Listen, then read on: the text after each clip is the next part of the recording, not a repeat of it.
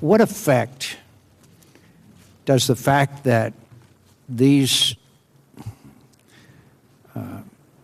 messages and information that were passed up the chain of command from the field as to the assessment of the situation, what effect does this publication of these top or secret communications, what effect does that have on the degree of candor that military officers and senior NCOs in the field who are doing their best to report the best of their ability, what effect does this have on them?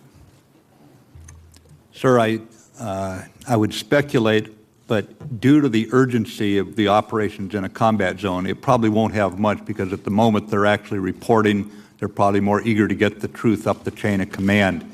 That said, I just thought it was just a appallingly irresponsible act to release this information. It didn't tell us anything that I've seen so far that we weren't already aware of. I've seen no big revelations. One of the newspaper headlines was that the war is a tense and dangerous thing. Well, if that is news, I don't know who it's news to that's on this planet. So it would probably not help candor, but I think I'd be more concerned about allies being more circumspect than our own troops, sir.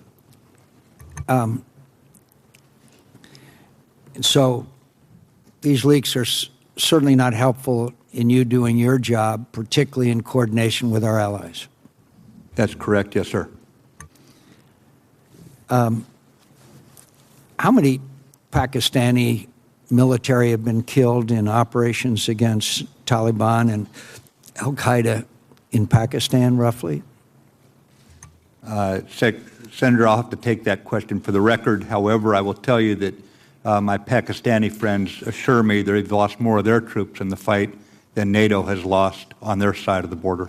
I think it's in hundreds. Is that roughly correct? At least, sir. So we have been, at least to a significant degree, getting cooperation and assistance from the Pakistani military. Sir, I think we have a stronger strategic relationship and more support today from the Pakistani military than we've enjoyed in 10 years. It's trending in the right direction. They have sustained a 15-month counteroffensive despite the casualties in some of the worst, militarily worst terrain I've ever operated in up along the border area. And I think our counterterrorism cooperation is also at an all-time high. But there is also reports that certain elements of ISI are at least cooperating to some extent with the Taliban. Is that correct? That's correct, yes, sir. And could that be because they're hedging their bets as to whether the United States is going to remain or not? Sir, I need to get more current. However, history didn't start at 2001, and some of those same groups we had a relationship with back when we were fighting the Soviets. So it's no surprise to me that there may be some continued relationship there, but whether or not it's because they're working with them, they're trying to infiltrate them, there's any number of motives, and I'm just not current enough to say why. I think, though, that it's hard to wipe the slate clean and just start over at any one point, and clearly the offensive against many of the people they allegedly used to work with is showing they're no longer friends with most of them. And let me just be clear again. You said that you were appalled at the publication of these, that the WikiLeaks that just happened. Yes, sir. I thought it was grossly irresponsible.